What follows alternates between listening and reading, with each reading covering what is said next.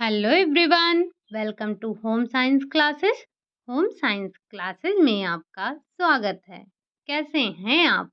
आशा करती हूँ अच्छे होंगे, खुश होंगे, मस्त होंगे और पढ़ाई कर रहे होंगे। तो आपको पता है कि हमारी चर्चा चल रही थी बाल विकास पर। बाल विकास की जो भी इम्पोर्टेंट थ्योरी थी हमने उसको कवर अप कर लिया है। अब हमें क्या करना है? अब हमें करना है प्रैक्टिस। तो आज और कल 2 दिन हम करेंगे बाल विकास की प्रैक्टिस, उसके बाद स्टार्ट करेंगे अपना हेल्थ साइंस, ठीक? तो चलिए बढ़ते हैं हम आज के अपने पहले क्वेश्चन की तरफ। पहला क्वेश्चन है आपका, खेल के किस चरण में बच्चे साझा करना और अपनी पारी लेना जैसे सामाजिक कौशल सीखना शुरू कर देते हैं? मतलब आपको ये बताना है ऐसा कौन सा खेल होता है जिसमें बच्चे अपनी चीज़ों को साझा करने लगते हैं, अपनी पारी लेने लग जाते हैं, जो इस तरह के सामाजिक कौशल होते हैं, उनकी सीखने की शुरुआत हो जाती है। ऑप्शन है सामूहिक खेल में, दूसरा है समन्वित खेल में, तीसरा है साहचर्य खेल में और चौथा है समानांतर खेल में। तो आपको पता है कि जब बच्चे सामूहिक रूप से खेलते हैं, तो उनमें ये जो साझा करने का कौशल है, जो अपनी पारी लेने का कौशल है, तो इस तरह के सामाजिक कौशल उनके अंदर विकसित होने लगते हैं या ये सीखना शुरू कर देते हैं। तो आपका राइट आंसर क्या हो जाएगा? सामूहिक खेल हो जाएगा। ठीक। अगला क्वेश्चन है आपका, खेल के उस प्रकार को क्या कहा जाता है जिसमें बच्चों को एक ही खेल खेलना होता है लेकिन एक दूसरे के साथ जुड़ना नहीं होता है? मतलब फिर से एक बार क्वेश्चन को समझिएगा कि ऐसा कौन सा खेल है जिसमें बच्चे को एक ही खेल खेलना होता है लेकिन एक दूसरे के साथ जुड़ना नहीं होता है? अकेले खेलना है, समन्वित खेलना है या फिर साहचर्य खेल है वो, या फिर बेतरतीब खेल होता है? तो खेल ऐसा कौन सा खेल है? ये जो बेतरतीब खेल है, इस खेल में बच्चों को एक ही साथ खेलना होता है लेकिन वो एक दूसरे के साथ जुड़ना नहीं चाहते हैं या जुड़ते नहीं हैं। ठीक। अगला क्वेश्चन है, क्वेश्चन नंबर थर्ड है आपका, निम्नलिखित में से कौन उस खेल शैली का वर्णन करता है जब एक बच्चा दूसरे बच्चे के आसपास तो होता है लेकिन अकेले खेलता है, दूसरों पर वो ध्यान नहीं देता है? ऐसा कौन सा खेल है? ऑप्शन दिया गया है, समानांतर खेल में ऐसा होता है, अकेले खेलना ऐसा होता है, सामूहिक खेल ऐसा होता है, बातचीत करके खेल ऐसा होता है। तो ऐसी कौन-सी शैली है? तो जो ये आपकी समानांतर खेल है, समानांतर खेल की जो शैली है, ये इसमें जब इसमें क्या होता है कि बच्चे एक-दूसरे के आस-पास तो होते हैं, इसमें और बच्चों के साथ तो होते हैं लेकिन वो अकेले ही खेलते हैं, उनका ध्यान दूसरे बच्चों के साथ में नहीं होता है। ठीक?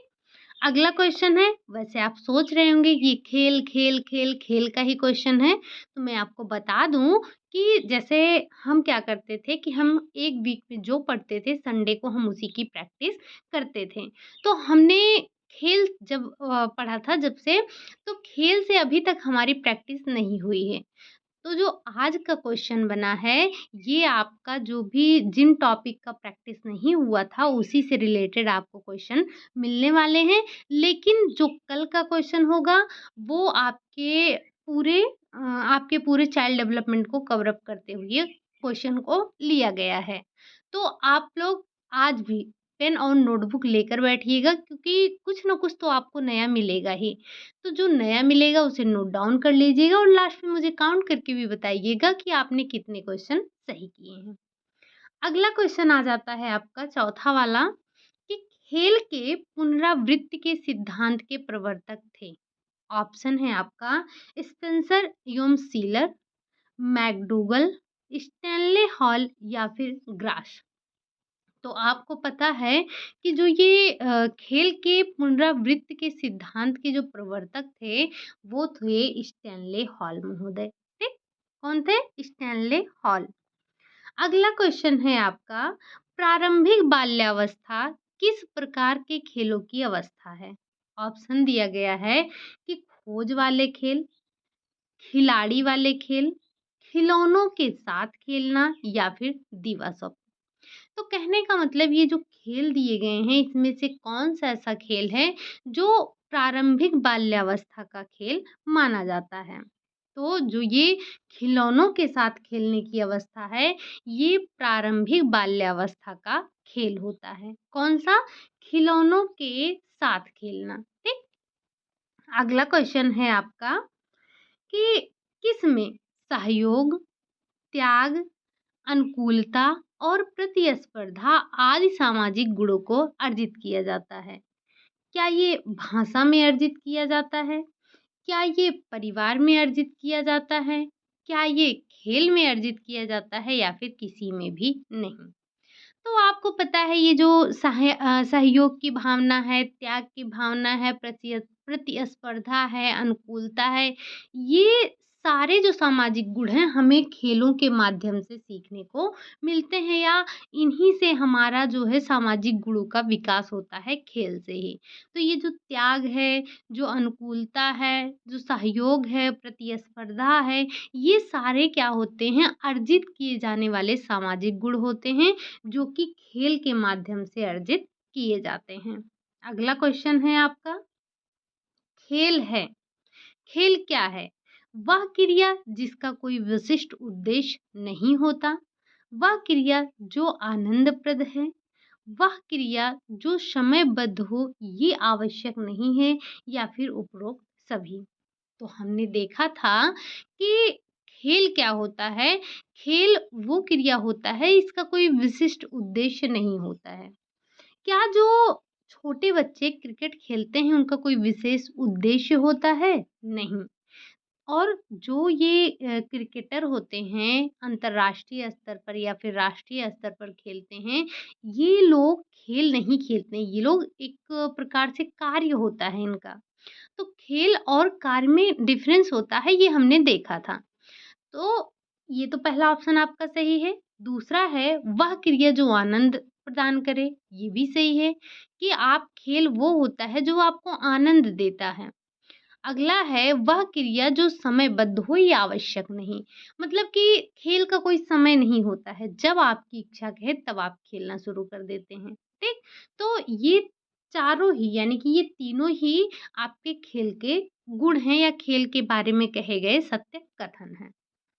अगला क्वेश्चन है आपका, साइको एनालिटिकल सिद्धांत दिया गया।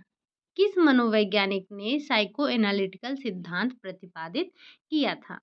क्या वो सिगमंड फ्रायड द्वारा किया गया, कार्ल रोजर द्वारा किया गया, एरिक्सन द्वारा किया गया या फिर पियाजे के द्वारा किया गया? तो ये जो साइको एनालिटिकल सिद्धांत है इसके प्रतिपादक आपको पता है फ्रायड महोदय हैं। कौन है? फ्रायड महोदय हैं। और आपने पियाजे इरेक्शन के बारे में आपको पता ही है, आपने इनके बारे में पढ़ा है। अगला क्वेश्चन है आपका, फ्रायड की साइकोसेक्सुअल थ्योरी की प्रथम अवस्था है। आपको पता है जो फ्रायड महोदय थे उन्होंने साइकोसेक्सुअल थ्योरी को 5 अवस्थाओं में विभाजित किया था, जिसमें से 4 तो यहाँ पर दिया गया है, 5वें का नाम आपको कमेंट बॉक्स में बताना है। हालाँकि हम अभी जो क्वेश्चन देख रहे हैं उसमें आपको पहली अवस्था बतानी है। क्या वो इनल अवस्था है? क्या वो फैलिक अवस्था है? क्या वो ज़ेनाइटल अवस्था है या फिर वो ओरल अवस्था है?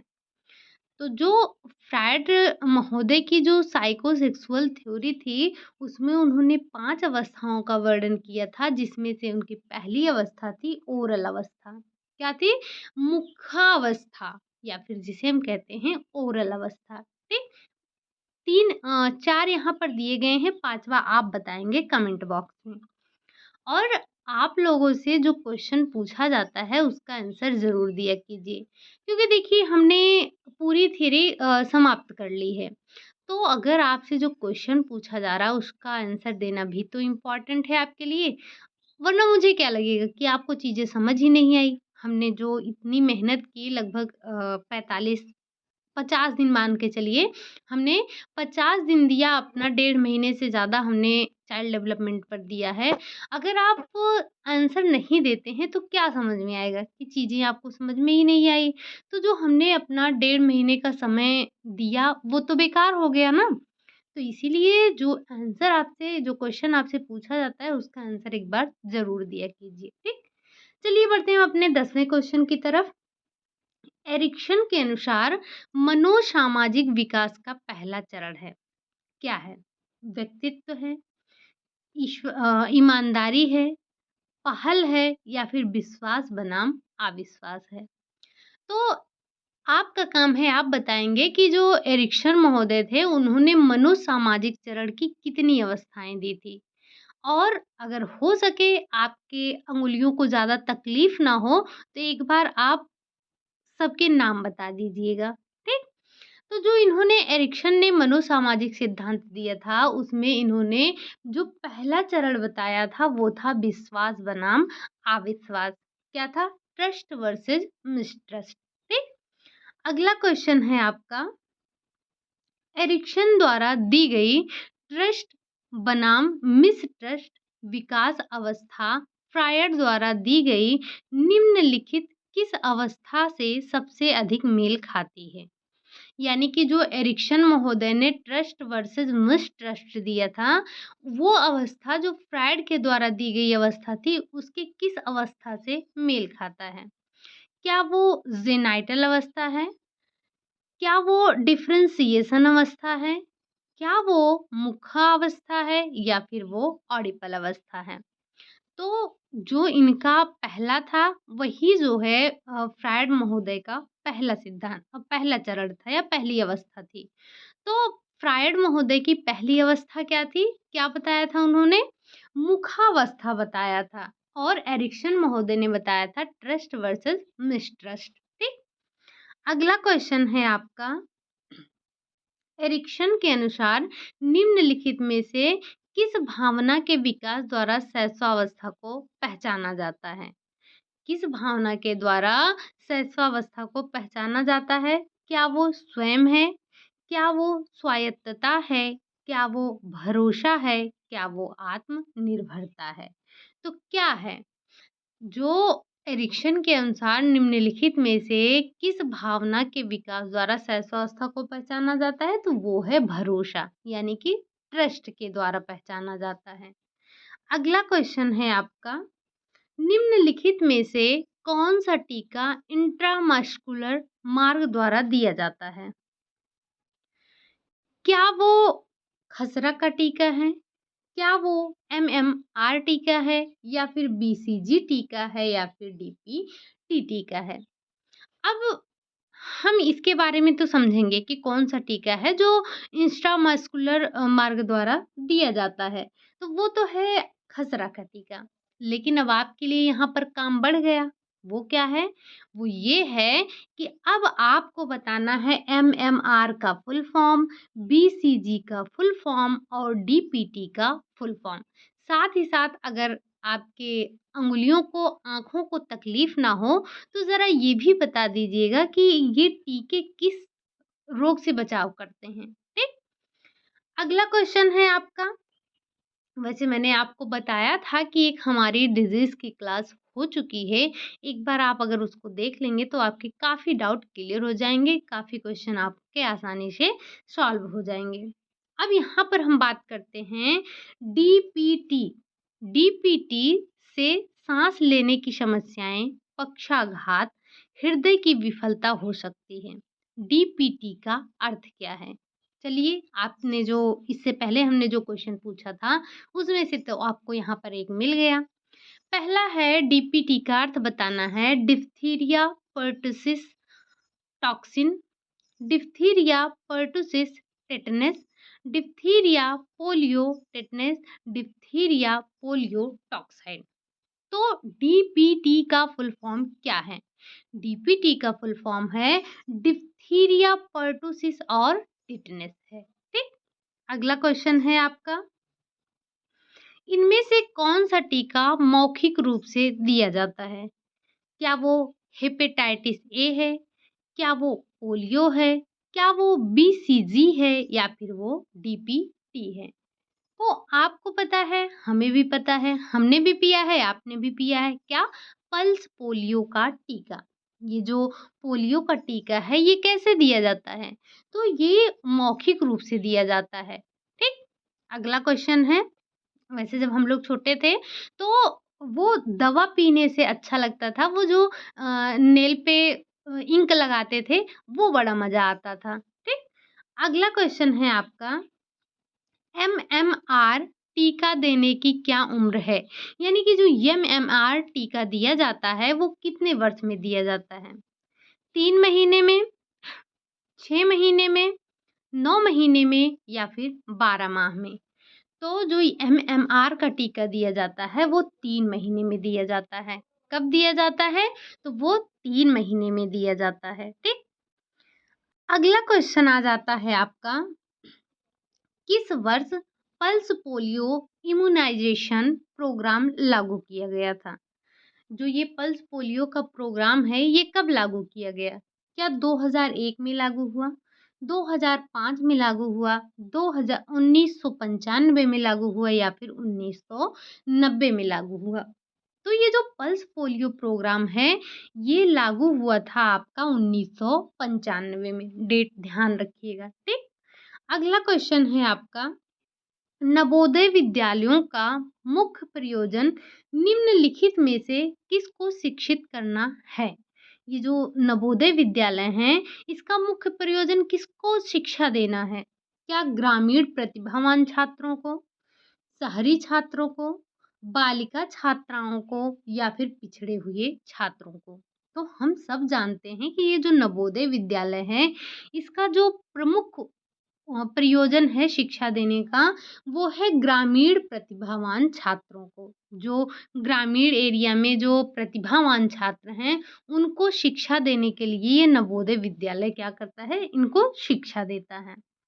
अगला क्वेश्चन है आपका, समूह के साथ अन्योन्य क्रिया करने में समस्या या अपनी इच्छाओं और आवश्यकताओं को बता पाने में समस्या वाले बच्चों को कहा जाता है। यानी कि ऐसे बच्चे जो समूह के साथ अन्योन्य क्रिया करने में समस्या या फिर जो उनकी अपनी इच्छाएं हैं उसको कहना, अपनी आवश्यकताएं जो हैं उनको कहने में उनको समस्या होती है, वो अपने बातों को किसी के सामने कह नहीं पाते हैं।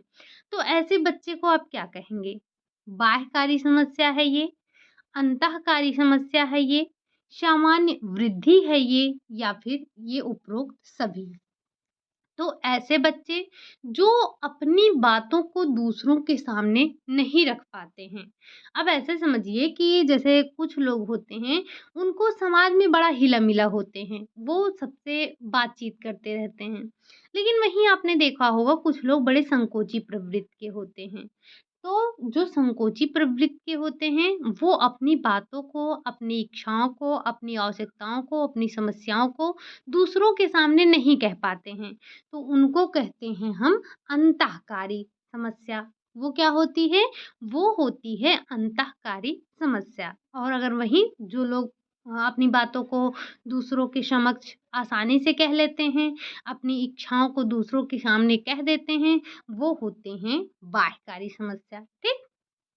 अगला क्वेश्चन है, समाज मिति बालक में मापन का उपकरण है। क्या मापन का उपकरण है? क्या वो बुद्धि स्तर को मापता है? व्यवहारिक समस्याएं हैं? साथी समूह के साथ संबंध कैसा है या फिर अभिभावकों के साथ संबंध कैसा है? तो जो ये समाज मिति है, समाज मिति बालक में साथी समूह के साथ संबंध मापने का एक उपकरण होता है। ठीक? क्या होता है? तो ये साथी समूह के साथ उपकरण ये समूह साथी समूह के साथ संबंध मापने का एक उपकरण होता है कि किस साथी के साथ किसका कितना संबंध है। ठीक? अगला क्वेश्चन है आपका, वह स्थान।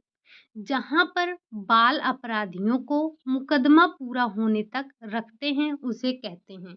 यानी कि जो बाल अपराधी हैं, उनको मुकदमा पूरा होने तक जिस स्थान पर रखा जाता है, उसे क्या कहेंगे? क्या उसे प्रमाणिक विद्यालय कहेंगे? क्या उसे किशोर सुधार संस्था कहेंगे? क्या उसे पुनर्पण कहेंगे गृह, या फिर उसे विशिष्ट शाला कहेंगे? तो जहाँ पर बच्चों को, यानी कि जो अपराधी हैं, बाल अपराधियों को मुकदमा खत्म होने तक रखा जाता है, उस जगह को हम क्या कहते हैं?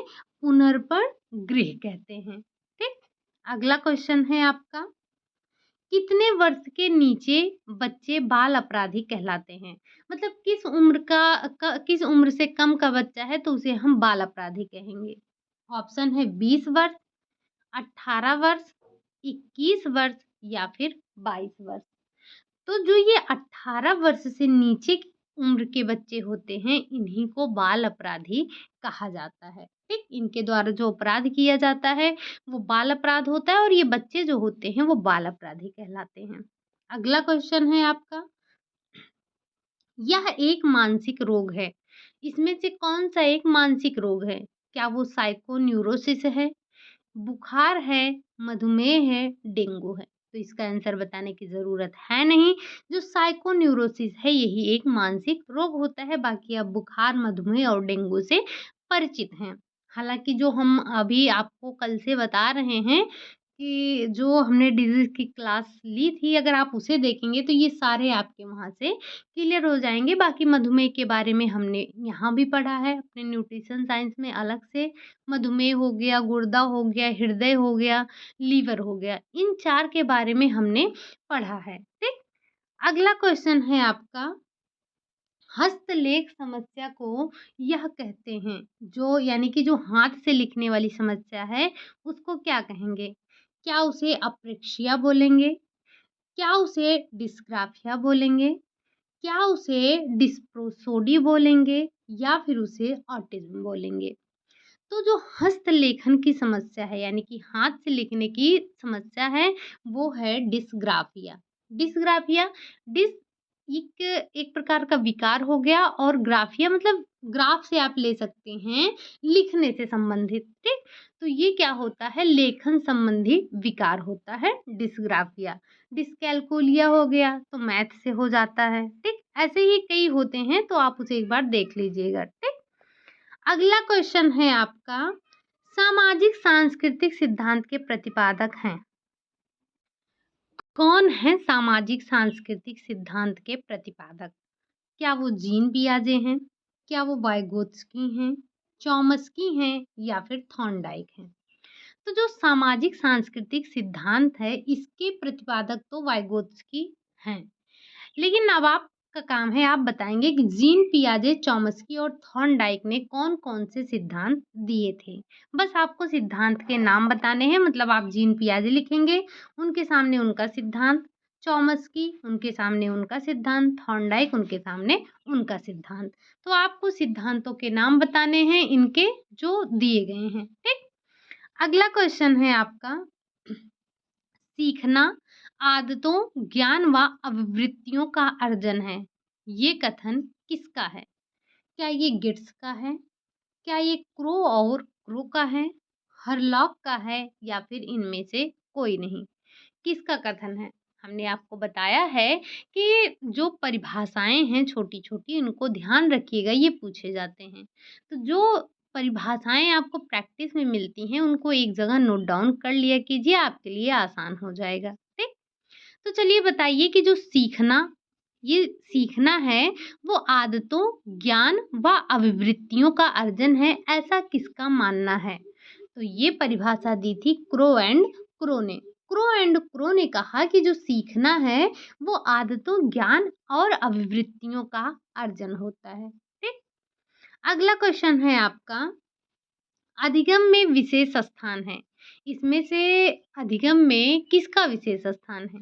क्या अभिप्रेरणा का है, वातावरण का है, रुचि का है, या फिर इन सभी का है? तो जो अधिगम होता है, अधिगम में विशेष स्थान किसी एक का नहीं होता है। अभिप्रेरणा की भी आवश्यकता होती है, वातावरण भी चाहिए होता है सीखने के लिए। अधिगम, अधिगम का मतलब ही लर्निंग है। तो लर्निंग करने के लिए आपको अभिप्रेरणा की आवश्यकता होती है। अब चाहे वो बाह्य हो या फिर आंतरिक हो। आंतरिक है तब तो आप सीखेंगे ही सीखेंगे, अगर बाह्य है तो भी आप सीखेंगे, फिर उसके लिए आपको वातावरण चाहिए, साथ ही साथ आपकी रुचि भी होनी चाहिए सीखने में। तो अधिगम में ये जो विशेष स्थान है, इन तीनों का ही विशेष स्थान है। यानी कि उपरोक्त सभी आपके राइट आंसर हो जाएँगे, ठीक? थोड़ा-सा कलर चेंज कर लेते हैं, कलर करेंगे हम ग्रीन, येलो, ग्रीन कर लेते हैं, ठीक? अगला क्वेश्चन आ जाता है आपका, चाइल्डहुड एंड सोसाइटी पुस्तक के लेखक हैं। ये जो चाइल्डहुड एंड सोसाइटी है, इस पुस्तक के लेखक कौन हैं? किसने लिखा था ये पुस्तक? क्या ये फ्रायड ने लिखा था, एरिक एरिक्सन ने लिखा था, पावलाव ने लिखा था या फिर इनमें से कोई नहीं? जो आपको बुक के नाम मिल रहे हैं, कल भी मिलेंगे, आज भी मिल रहे हैं, तो इनको नोट डाउन ज़रूर करते चलिएगा, ठीक? तो फ्रायड ये जो चाइल्डहुड एंड सोसाइटी है, मतलब चाइल्डहुड एंड सोसाइटी नामक पुस्तक है, इसके लेखक हैं एरिक्सन महोदय। कौन है? एरिक एरिक्सन हैं, ठीक? अगला क्वेश्चन है आपका, निम्नलिखित में से फ्रायड के द्वारा लिखी गई पुस्तक है। फ्रायड की पुस्तक इनमें से कौन-सा है? पहली पुस्तक दी गई है स्टडीज इन हिस्टीरिया, दूसरी है टोटम एंड टैबू, तीसरा है इंटरप्रिटेशन ऑफ ड्रीम। उपरोक्त सभी। तो ये आप कहीं पर एक जगह नोट डाउन कर लीजिएगा, नोट डालकर, कि जो ये फ्रायड महोदय थे, इन्होंने ये ये तीनों ही पुस्तक इन्हीं की हैं। चाहे आप कहें स्टडीज इन हिस्टीरिया की बात करें, टोटम एंड टैबू की बात करें या फिर आप इंटरप्रिटेशन ऑफ ड्रीम की बात करें, तो ये तीनों पुस्तकें फ्रायड महोदय के द्वारा लिखी गई हैं। ठीक। अगला क्वेश्चन है आपका, फ्रायड ने देवत्व की संज्ञा दी है। जो फ्रायड महोदय हैं, इन्होंने 3 बातें बोली थी। एक कहा इड, ईगो, सुपर ईगो। तो इड में क्या होता है, व्यक्ति किसी भी चीज़ को पाने के लिए किसी भी हद तक जा सकता है, यानी कि इसमें आपने देखा था राक्षसी प्रवृत्ति। ईगो जो है, ईड का बड़ा भाई है। इसमें जो पाया जाता है वो पाया जाता है मानवीय गुण। जो सुपर ईगो है, ये ईगो का बड़ा भाई है। तो मतलब सबसे छोटा इड है, इड से बड़ा ईगो है और ईगो से बड़ा सुपर ईगो है। तो जो सुपर ईगो है, सुपर ईगो को ही फ्रायड ने देवत्व की संज्ञा दी है। ठीक। अगला क्वेश्चन है आपका, अभिप्रेरणा का सिद्धांत दिया है। अभिप्रेरणा का सिद्धांत किसके द्वारा दिया गया?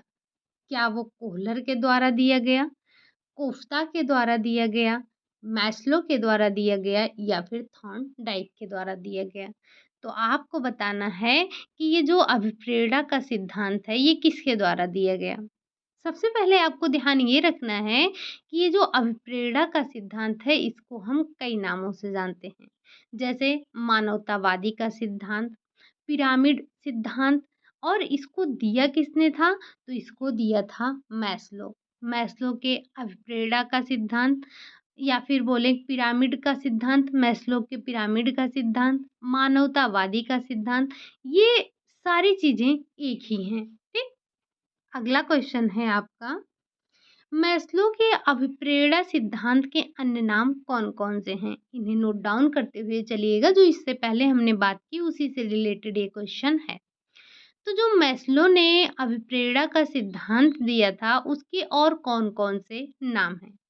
पदानुक्रमित आवश्यकताओं का सिद्धांत, मांग पूर्ति आवश्यकता का सिद्धांत, नाभिकीय आवश्यकता का सिद्धांत, उपरोक्त सभी।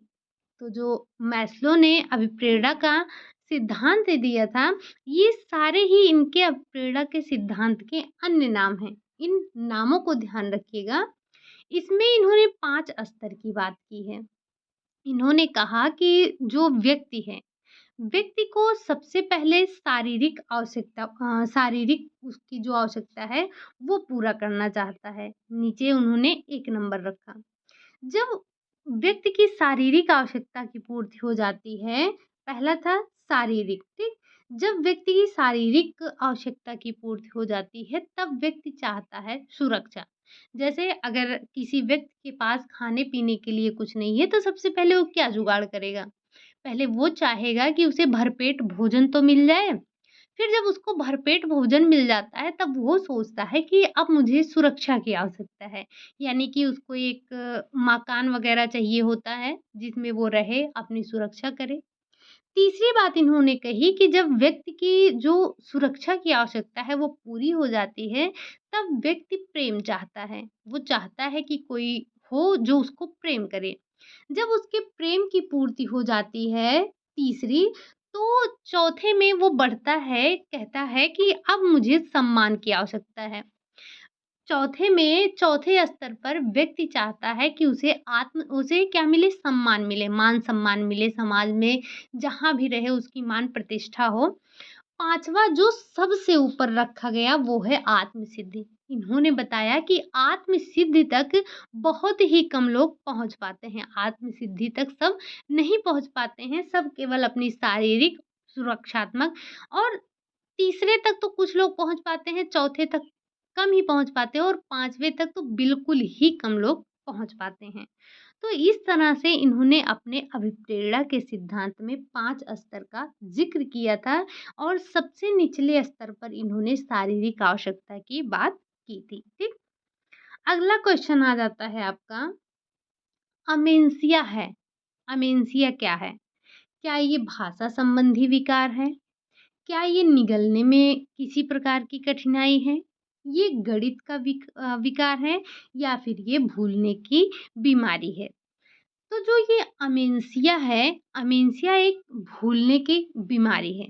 अगर हम बात करें डिमेंशिया की, तो डिमेंशिया भी भूलने की बीमारी है, लेकिन वो वृद्धों में भूलने की बीमारी है। जैसे आपने देखा होगा, अक्सर जो वृद्ध व्यक्ति होते हैं, वो चीज़ों को बड़ी जल्दी भूलते हैं। कहीं अपना चश्मा रख दिए और भूल गए। कभी-कभी तो ऐसा होता है, जो जैसे-जैसे व्यक्ति बुज़ुर्ग होता जाता है, तो उसकी जो याददाश्त होती है वो कमज़ोर होती जाती है। जो दादाजी हैं, देखिए वो क्या करेंगे, चश्मा अपने सर पे लगा लेंगे और उसके बाद पूरे घर में घूमते रहेंगे, मेरा चश्मा कहाँ गया? उनको याद ही नहीं कि उन्होंने अपने सर पर लगा रखा है। वैसे ही आपने देखा होगा कि घर में अगर बुजुर्ग व्यक्ति हैं, तो अगर जैसे खाने में कुछ बना, तो वो कहते हैं हमने इसको तो खाया ही नहीं था, हमको तो मिला ही नहीं।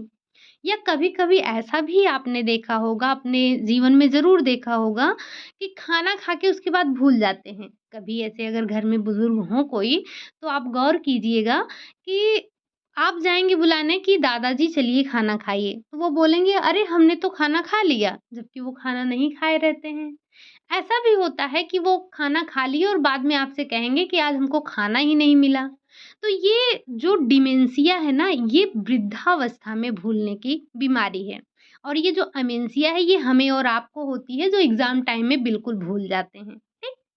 अगला क्वेश्चन है आपका, डिसलोपिया क्या है? ये पॉइंट टू पॉइंट आप नोट करते चलिएगा, ये आपसे पूछे जाते हैं, नए हैं, नोट डाउन ज़रूर कीजिएगा।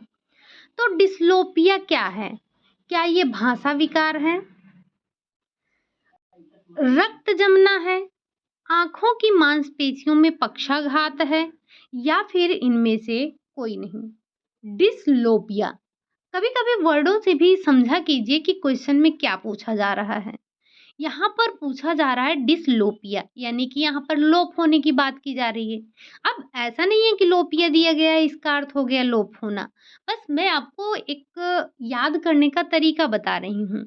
जब आप ध्यान रखेंगे डिसलोपिया यानी कि लोप हो जाना, तो लोप क्या होगा? क्या भाषा विकार लोप होगा? रक्त का जमना लोप होगा? नहीं। आँखों की मांसपेशियों में पक्षाघात, इसका राइट आंसर हो जाएगा डिस्लोपिया का अर्थ होता है आँखों की मांसपेशियों में पक्षाघात। अगला क्वेश्चन है आपका, मैस्लो के अभिप्रेरणा का सिद्धांत में सबसे निचला स्तर है, जो हमने अभी-अभी बात की है इनके पाँचों स्तर का, तो इसमें सबसे निचला स्तर कौन-सा है? क्या वो है सुरक्षा की आवश्यकता, शारीरिक आवश्यकता, सम्मान की आवश्यकता या फिर इनमें से कोई नहीं। तो मैस्लो के जो अभिप्रेरणा का सिद्धांत है उसमें सबसे निचले स्तर पर शारीरिक आवश्यकता की बात की गई है। कोई भी व्यक्ति हो सबसे पहले अपने शरीर की आवश्यकताओं की पूर्ति करता है। जब उसके शरीर की आवश्यकता पूर्ति हो जाती है तब वो सुरक्षा की तरफ बढ़ता है। जब सुरक्षा की पूर्ति हो जाती है तब वो प्रेम की तरफ बढ़ता है। अब उसे प्रेम भी मिल गया तो वो मान सम्मान चाहता है। मान सम्मान के बाद आत्म सिद्धि तक पहुंचना चाहता है। लेकिन हर व्यक्ति आत्म सिद्धि को प्राप्त नहीं कर पाता है। ठीक। अगला क्वेश्चन है आपका, the ecology of human development पुस्तक के लेखक हैं, यानी कि the ecology of human development पुस्तक किसके द्वारा लिखी गई है। अगर आपने थियरी की क्लासेस ली होंगी तो नो डाउट आप इसे आसानी से कर पाएंगे। हालांकि हमने वहाँ पर इसका जिक्र नहीं किया था शायद, लेकिन आप चीज़ों को अगर रिलेट कर पा रहे होंगे तो आप समझ पाएंगे कि ये पुस्तक किसने लिखी है। क्या ये पियाजे ने लिखी है? क्या ये कोहलर ने लिखी है? क्या ये ब्रेनर ने लिखी है? या इनमें से कोई नहीं? तो जो ये इकोलॉजी ऑफ ह्यूमन डेवलपमेंट पुस्तक है, इसके लेखक हैं ब्रोनफ्रेंड ब्रेनर हैं। ठीक। साथ ही साथ आप मुझे ये बता दीजिएगा पियाजे ने कौन सी पुस्तक लिखी थी। ठीक। अगला क्वेश्चन है आपका, इवान पावलोव द्वारा दिए गए शास्त्रीय अनुबंधन सिद्धांत के अन्य नाम कौन-कौन से हैं? या फिर हम ऐसे इस प्रश्न को बोल सकते हैं कि जो शास्त्रीय अनुबंधन सिद्धांत हैं, ये इसके और क्या नाम हैं? ठीक, वही बात हमने बोला। तो शास्त्रीय अनुबंधन सिद्धांत के अन्य नाम क्या हैं? क्या ये प्राचीन अनुबंधन सिद्धांत है? क्या ये सहज अनुबंधन सिद्धांत है? क्या ये परंपरा अनुबंधन का सिद्धांत है या फिर उपरोक्त सभी? तो जो इवान पावलोव द्वारा दिया गया सिद्धांत था, वो था शास्त्रीय अनुबंधन सिद्धांत। अब हम शास्त्रीय अनुबंधन सिद्धांत को और क्या-क्या कहते हैं? तो ये तीनों ही शास्त्रीय अनुबंधन सिद्धांत के अन्य नाम होते हैं। ठीक? अगला क्वेश्चन है आपका, एजुकेशनल साइकोलॉजी पुस्तक के लेखक है। आपको कई पुस्तक के नाम मिल गए हैं तो इन्हें एक जगह आप नोट डाउन कर लीजिएगा। ठीक। एजुकेशनल साइकोलॉजी पुस्तक के लेखक हैं कौन? थॉर्नडाइक हैं, हरलॉक हैं, पावलोव हैं या फिर इनमें से कोई नहीं। तो जो एजुकेशनल साइकोलॉजी है, इस पुस्तक के लेखक हैं थॉर्नडाइक। थॉर्नडाइक के द्वारा लिखी गई पुस्तक का नाम है एजुकेशनल साइकोलॉजी। ठीक, ध्यान रखिएगा नाम। अगला क्वेश्चन है आपका, थॉर्नडाइक द्वारा दिए गए सिद्धांत हैं कौन से हैं? संबंधवाद का सिद्धांत है, उद्दीपक अनुक्रिया का सिद्धांत है, संयोजनवाद का सिद्धांत है या फिर ये चारों ही हैं। तो जो थॉर्नडाइक ने सिद्धांत दिया था, ये चारों सिद्धांत उनके एक सिद्धांत का नाम है। जो उद्दीपन अनुक्रिया का सिद्धांत इन्होंने दिया था, उसी को संबंधवाद का सिद्धांत, संयोजनवाद का सिद्धांत भी कहा जाता है। अगला क्वेश्चन है आपका, सामाजिक अधिगम सिद्धांत के प्रतिपादक हैं। सामाजिक अधिगम सिद्धांत के प्रतिपादक कौन हैं? बंडूरा हैं, थॉर्नडाइक हैं, हरलॉक हैं या फिर पावलोव हैं। तो आपको बताना है कि जो सामाजिक अधिगम सिद्धांत दिया था वो किसने दिया था? वो दिया था बंडूरा ने दिया था। बाकी थॉर्नडाइक और पावलोव को आपने इनकी कहानी सुनी ही है, इनके प्रयोगों को समझा ही है। ठीक। अगला क्वेश्चन है आपका, अधिगम का स्थानांतरण होता है, कैसे होता है? पॉजिटिव होता है, निगेटिव होता है, न्यूट्रल होता है या फिर उपरोक्त सभी? तो हमने पढ़ रखा है अधिगम का स्थानांतरण ये तीनों प्रकार के होते हैं। पॉजिटिव कब होता है?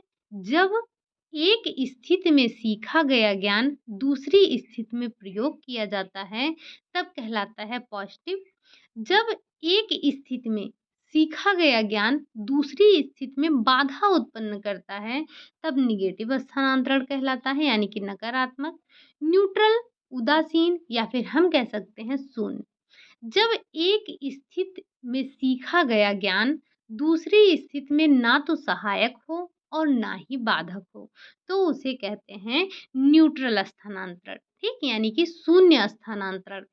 अगला क्वेश्चन है आपका, जब सीखने की गति प्रारंभ में तीव्र और बाद में कम हो तो उसे कहते हैं, यानी कि हमने क्या पढ़ा था, हमने अधिगम के वक्र के बारे में पढ़ा था।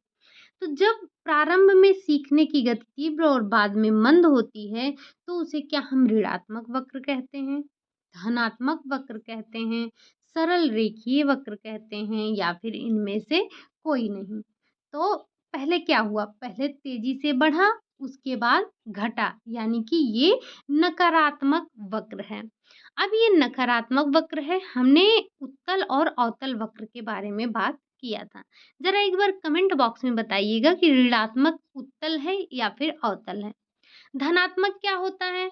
धनात्मक जब सीखने की गति मंद से बाद में तीव्र हो जाती है। सरल रेखीय जब सीखने की गति एक सीधी रेखा में चले, ना तो अधिक हो और ना ही कम हो, तो वो सरल रेखीय वक्र होता है। साथ ही साथ हमने और एक वक्र की बात की थी, वो कौन सा है? ज़रा कमेंट बॉक्स में छापिएगा। अगला क्वेश्चन है आपका, जब सीखने में कोई उन्नति ना हो रही हो तो उसे कहते हैं अवतल वक्र कहते हैं, उत्तल वक्र कहते हैं, मिश्रित वक्र कहते हैं, या फिर अधिगम का पठार कहते हैं। तो हमने समझ रखा है कि जब आप सीखने में, जैसे ये सीखने में जब रुकावट आ जाती है, बाधा आ जाती है, आप सीखते नहीं हो, तो वो होता है पठार, यानी कि जब सीखने में कोई उन्नति ना हो रही हो तो वो अधिगम का पठार कहलाता है। अगला क्वेश्चन है आपका, जब एक स्थिति में सीखा गया ज्ञान दूसरी स्थिति में सहायता करता है तो उस स्थानांतरण को कहते हैं, क्या कहते हैं? सकारात्मक कहते हैं, नकारात्मक कहते हैं, शून्य कहते हैं, या फिर इनमें से कोई नहीं। तो भाई जब एक स्थिति में सीखा गया ज्ञान दूसरी स्थिति में आपकी सहायता कर रहा है तो उसे हम सकारात्मक कहेंगे, पॉजिटिव कहेंगे।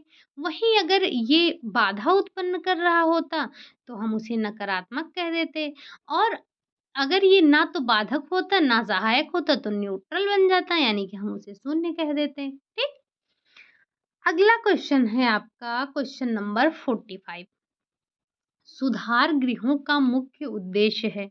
ये जो सुधार गृह होते हैं, इनका मुख्य उद्देश्य क्या होता है? क्या बालकों को दंड देना होता है? बालकों का सुधार करना होता है?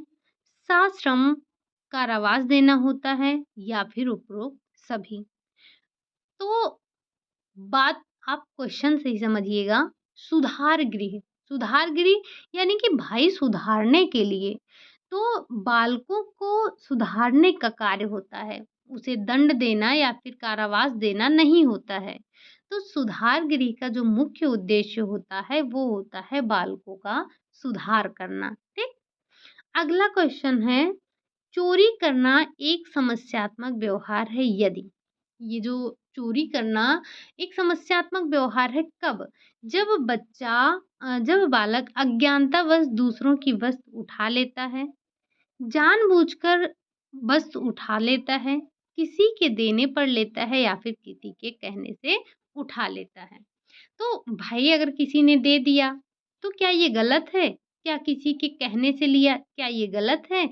क्या गलती से उसने किसी का सामान उठा लिया तो क्या ये समस्या है? नहीं, समस्या वहाँ आती है जब बच्चा जानबूझकर किसी की वस्तु को उठाता है, वो होता है चोरी करना। ठीक, यहाँ पर ध्यान रखिएगा, ये चोरी करना एक प्रकार का समस्यात्मक व्यवहार है।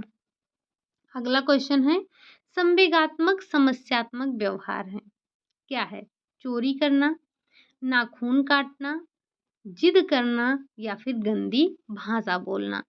तो जो संवेगात्मक समस्यात्मक व्यवहार, ध्यान से क्वेश्चन को देखिएगा, यहाँ पर बात की गई है संवेगात्मक समस्या की। ठीक, तो जो ये जिद करना है ये एक प्रकार का संवेगात्मक समस्यात्मक व्यवहार होता है। ठीक, अगला क्वेश्चन है, अंगूठा चूसना कौन सा समस्यात्मक व्यवहार है? यहाँ पर आप देखेंगे कोई व्यवहारिक व्यवहार, समस्यात्मक व्यवहार, संवेगात्मक व्यवहार, इस तरह से बातें की जा रही हैं। तो जो अंगूठा चूसना एक समस्या है, ये किस प्रकार का समस्यात्मक व्यवहार है? क्या ये मनोशारीरिक है? क्या ये संवेगात्मक है? अनुशासन विहीन है या फिर उपरोक्त सभी?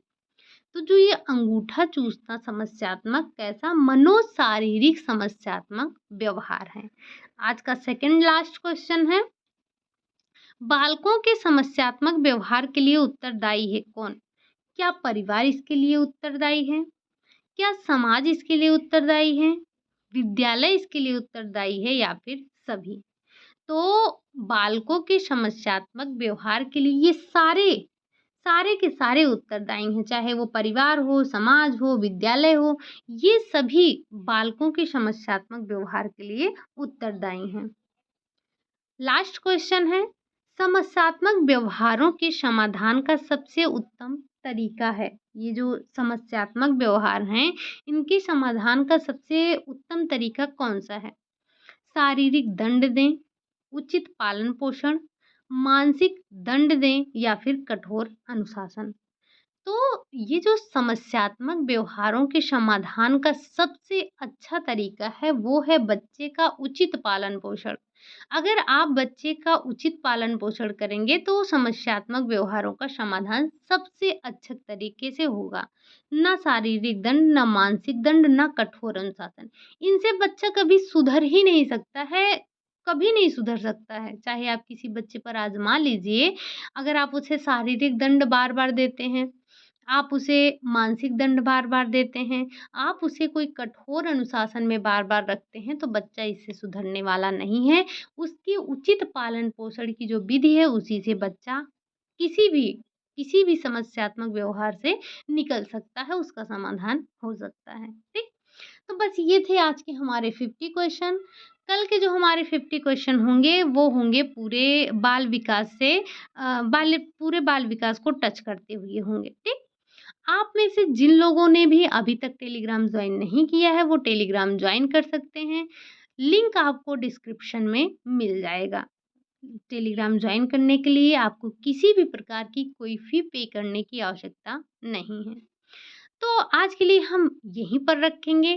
क्लास आपको कैसी लगी? अगर अच्छी लगी हो तो लाइक वाइक कर दीजिएगा, चैनल को सब्सक्राइब कर लीजिएगा, साथ ही साथ 1-2 कमेंट भी कर दीजिएगा, क्लास आपको कैसी लगी, कैसी नहीं।